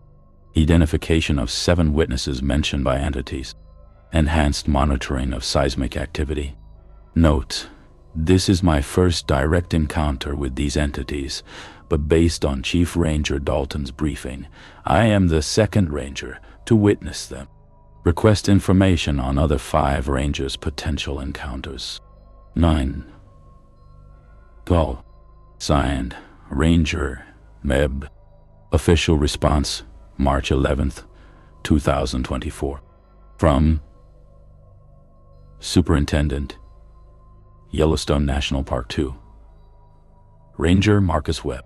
Your March 10th incident report has been reviewed and added to the ongoing TMP investigation file. Your video evidence is compelling and has been forwarded to both USGs and an independent paranormal research team contracted by the NPS. The correlation between entity appearances and seismic activity is noted and under active study. You are the second confirmed witnesses, as referenced by the entities. 3 additional rangers have reported similar encounters as of March 11th. We are monitoring for the remaining 2 witnesses. Continue standard wildlife monitoring duties. Report any further entity sightings immediately. This investigation is classified. Do not discuss with park visitors or unauthorized personnel. Yuan. Signed, Superintendent, Yellowstone National Park. March 15th, 2024. Wildlife cameras captured the children again. This time, hundreds of them. Not 7. Hundreds. standing in perfect circles around every major thermal feature in Yellowstone. Old Faithful, Grand Prismatic Spring, Steamboat Geyser, Mammoth Hot Springs, all of them surrounded. And at exactly 2:47 a.m., every thermal feature erupted simultaneously. Yellowstone had never seen anything like it. Geysers that erupt once per day erupted 4 times in 10 minutes. Hot springs boiled over their edges. Steam vents roared with pressure. And in the chaos, the children sang, "The fire dreams. The fire remembers. The fire is waking. And Yellowstone will feed." By April 2024, all 7 rangers had witnessed them. The seismic interval dropped to 19 minutes, 33 seconds. The countdown continued. Ranger Emily Tran was the 7th, the last of the 7 rangers to see them. And when she saw them, everything changed. November 28th, 2024, 10:47 p.m. Emily was conducting a late-night patrol along the Grand Loop Road near Old Faithful. Thanksgiving night was quiet. Most visitors had left the park. Only a handful of die-hard winter enthusiasts remained. The road was empty. The sky was clear. The stars were brilliant above Yellowstone's frozen landscape. Emily's radio crackled. "All units, be advised. Seismic activity has reached critical threshold. Interval now at 8 minutes, 12 seconds. USGs recommends all non-essential personnel evacuate thermal zones immediately." Emily's pulse quickened. 8 minutes, 12 seconds. In October 2023, the interval had been 38 minutes. In 1 year, it had dropped 30 minutes. The countdown was nearly complete. She pulled over near Old Faithful's viewing area. The geyser was quiet. Its next eruption wasn't due for another hour.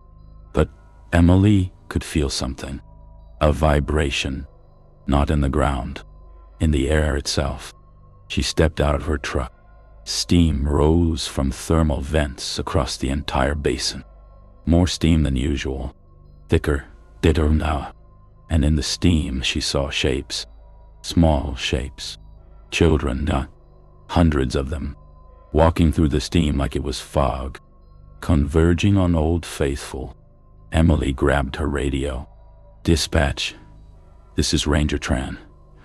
I have visual contact with the entities at Old Faithful. Hundreds of them. There, Ranger Tran, you are the 7th witness. Do not approach. Backup is en route. ETA 6 minutes. Emily stared. The 7th witness. The children stopped walking. All of them turned toward her. Hundreds of burned children, their eyes glowing faint orange, staring directly at her. The center figure, the same girl who had appeared to Ranger Lou in January, stepped forward. Her voice echoed across the basin, impossibly loud. "Ranger Tran, you are the 7th, the last witness. And now the fire can remember what it's owed." The ground shook. Not an earthquake. A pulse. Like Yellowstone's entire landmass was a living heart, and it had just beaten. Seismic interval, 8 minutes, 12 seconds. The pulse came again. Seismic interval, 8 minutes, 12 seconds. Old Faithful erupted.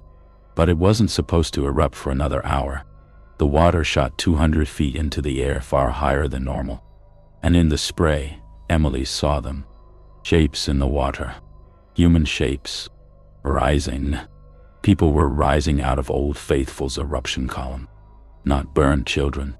Adults. Dozens of them. Rangers, tourists, hikers, everyone who'd ever died in Yellowstone's thermal features. 1870, 2024. Over 300 deaths by thermal dissolution. And now, they were returning. Emily watched in horror as the shapes solidified. Bodies made of steam and boiling water. Eyes glowing orange. Skin translucent, showing the heat inside. They walked out of Old Faithful's eruption like it was a doorway. One of them approached Emily. She recognized the uniform. 1963 park ranger uniform. Ranger Thomas Hayes, the man who disappeared in 1963, the man whose radio had been found buried for 58 years. His voice was a hiss of steam. Ranger Tran, we've been waiting so long, trapped in the heat, in the fire, but now the supervolcano is waking and we're finally free. Another figure emerged, a woman in 1970s hiking gear died. We didn't die. We became part of Yellowstone, part of the supervolcano's dream. And we've been screaming for decades, but no one could hear us. More figures. A man in 1980s camping clothes, a teenager in 2000s tourist wear, a child, one of the 7 burned children from 1962. But now, the fire remembers. The fire's waking, and it wants to feed. The ground pulsed again. Seismic interval, 7 minutes, 58 seconds. The interval was dropping in real time. Emily tried to back away. The thermal figures surrounded her, not threatening, pleading. You have to warn them. Tell everyone. Tell them Yellowstone isn't just a park. It's alive. It's aware. And it's been hungry for 640,000 years. Thomas Hayes stepped closer. The supervolcano doesn't erupt randomly. It chooses when to wake. And it's been feeding on us. Everyone who falls in, everyone who dies here. We become part of its dream. And the dream is getting stronger. The 7 burned children spoke in unison. We were the first to understand when we fell into Firehole River in 1962. The heat didn't kill us. It transformed us, made us aware. And we've been trying to warn people ever since. Emily's radio crackled. Ranger Tran, backup is 2 minutes out. What is your status? Emily couldn't speak. The thermal figures began to fade. The 7th witness has seen. The fire remembers. And now the countdown ends. Thomas Hayes looked at Emily one last time. When the supervolcano erupts, we'll all rise with it. Every single person who ever died here. 300 souls, trapped for decades, and will finally be free.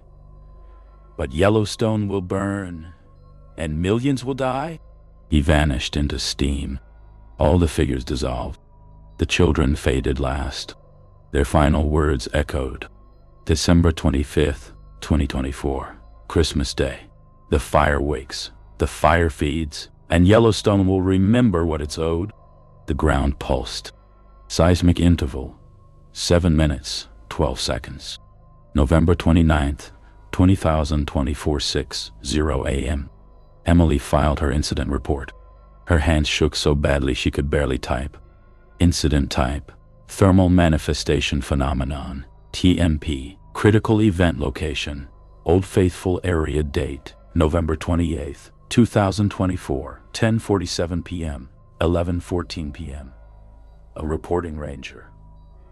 Emily Tran, Field Patrol. Incident summary. I am the 7th witness referenced by the thermal entities known as the burned children of Yellowstone. At approximately 10:47 p.m., I observed hundreds of child-sized entities converging on Old Faithful. At 10:52 p.m., Old Faithful erupted off schedule. During eruption, multiple adult-sized entities emerged from the eruption column, claiming to be individuals who died in Yellowstone thermal features between 1872 and 2024. Entities communicated via audible speech. Key claims. They are part of the supervolcano's dream. The supervolcano is aware and choosing to wake. All thermal deaths feed the supervolcano. An eruption event is predicted for December 25th, 2024. When eruption occurs, all trapped thermal entities will rise and be free. Seismic interval during encounter, 8 minutes 12 seconds, dropping to 7 minutes 12 seconds by encounter's end. Physical evidence, none. All entities dissipated. Seismic records confirm interval decrease. Attached. Recommendation: immediate evacuation of Yellowstone National Park. If entities' claims are accurate, catastrophic eruption possible within 27 days. Personal note: I believe them. I believe every word. I don't know if we can stop it, but we have to try. Signed, Ranger E. Tron. Official response: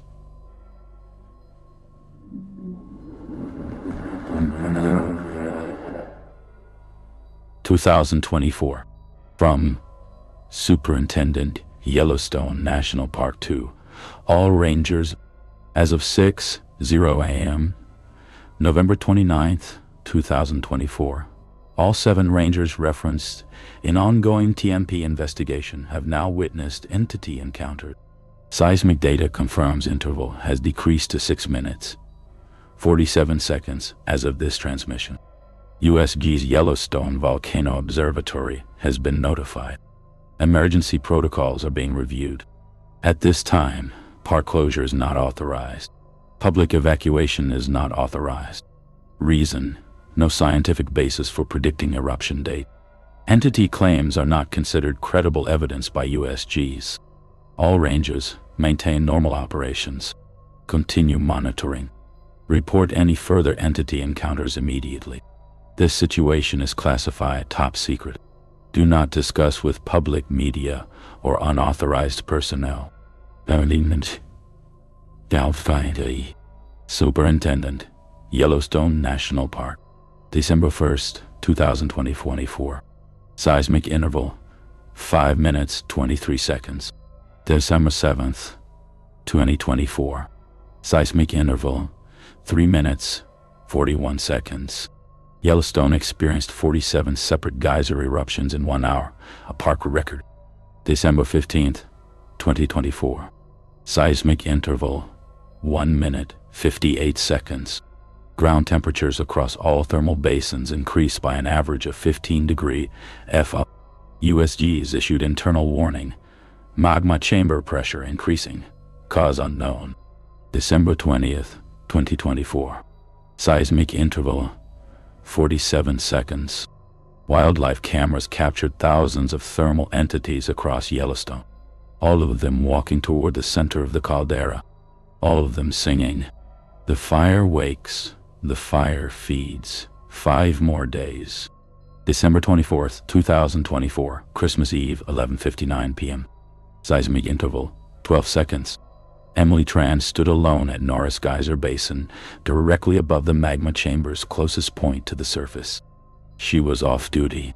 She wasn't supposed to be here, but she needed to see. Needed to know if the entities were right. The ground pulsed every 12 seconds, like a heartbeat getting faster. She checked her watch.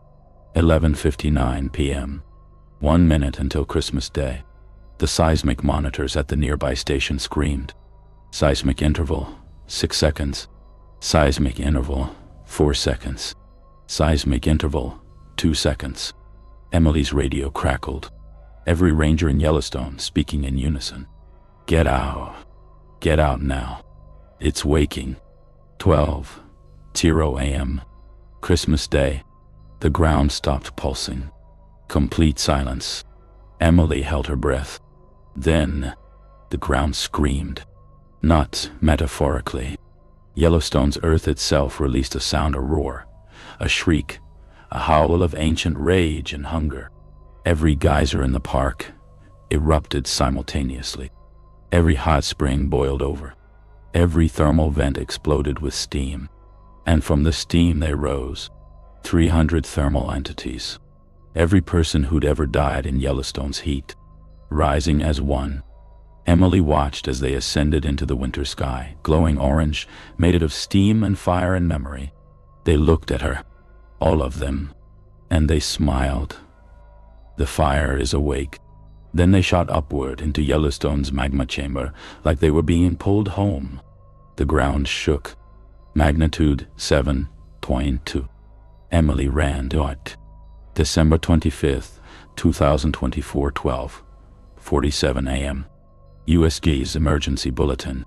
Catastrophic seismic event detected at Yellowstone caldera. Magnitude 7.2. Earthquake centered at Norris Geyser Basin. Magma chamber pressure spiking. Immediate evacuation of Yellowstone National Park and surrounding areas ordered. Supervolcano eruption imminent. But the eruption didn't come. Not that day. Not that week. Not yet. Because the thermal entities hadn't been warning about an eruption. They'd been warning about the waking. The supervolcano wasn't going to erupt. It was going to feed. And every Christmas, for the rest of time, Yellowstone would remember what it was owed. 300 souls. And counting. Closing. What rangers know. Present day, 2025. There are things Yellowstone rangers don't tell you. They'll warn you about bears. They'll explain thermal safety. They'll tell you to stay on the boardwalks. Respect the wildlife. Don't approach the bison. But they won't tell you what they've seen. They won't tell you about the 7 rangers who witnessed the burned children of Yellowstone. They won't tell you about the permit system that showed future deaths. They won't tell you about the radio that had no battery, but still transmitted voices from 1963. They won't tell you about the thermal monitoring station that reached 156 degrees F inside. They won't tell you about the wildlife cameras that captured hundreds of burned children converging on Norris Basin. They won't tell you about the entities that rose from Old Faithful on Thanksgiving night, 2024. They won't tell you about the Christmas Day waking when every thermal feature erupted simultaneously. And they definitely won't tell you about the seismic interval. Because as of January 2025, the seismic monitors show something impossible. Seismic interval.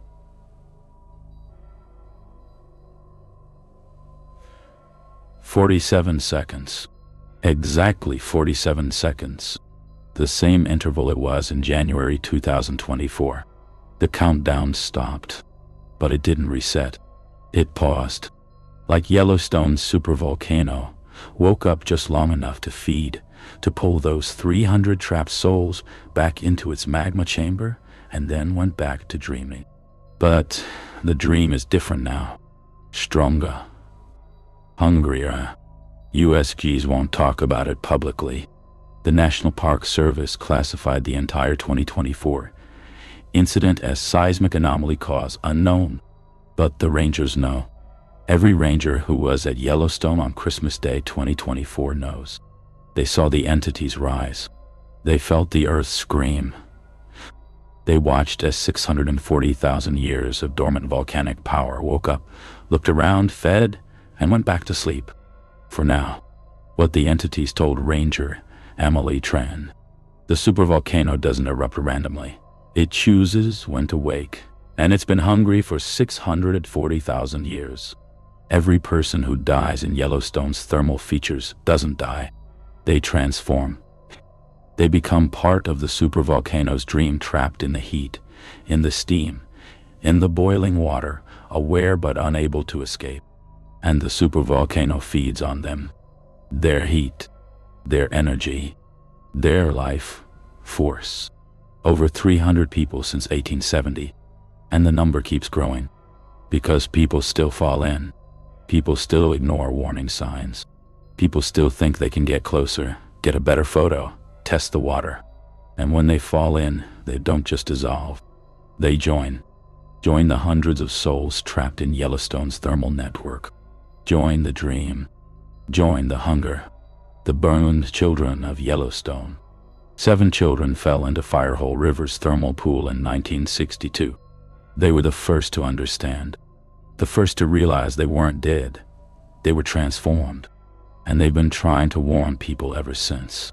Every Christmas they appear. Every Christmas they try to communicate. Every Christmas, rangers see them and file reports that get classified, dismissed, or ignored. But the children keep trying, because they know something the rest of us don't. The supervolcano isn't dormant. It's dreaming. And when it finally wakes for real, not just to feed, but to erupt, every soul trapped in its thermal network will rise with it. 300 souls, screaming, burning, aware, released in a pyroclastic flow that will cover 1,000 miles. And that eruption is coming. Not this year, not next year, but it's coming. The seismic interval proves it. 47 seconds. Still counting down. Still accelerating. Just slower now. In 10 years, it might be 30 seconds. In 50 years, it might be 10 seconds. In 100 years, it might be continuous. And when it reaches zero, the fire will wake. The fire will feed. And Yellowstone will erupt. If you visit Yellowstone, stay on the boardwalks. Don't touch the water. Don't test the temperature. Don't go off trail. Don't visit during Christmas week, because that's when they're most active. That's when the burned children appear. That's when the thermal entities rise. That's when Yellowstone remembers. And if you see steam that looks like it has shapes in it, if you hear children singing near geysers, if your camera captures something impossible in thermal areas, leave immediately, because the supervolcano is watching. It's always watching, and it's always hungry. December 25th, 2025, Christmas Day. Seismic monitors recorded 47 simultaneous geyser eruptions at exactly 12:00 a.m. Wildlife cameras captured hundreds of heat signatures converging on Norris Basin. Rangers reported thermal disturbances across all major geyser basins. Seismic interval, 47 seconds. Still counting. Still dreaming. Still hungry. The fire remembers. The fire is waking. And Yellowstone will never stop feeding.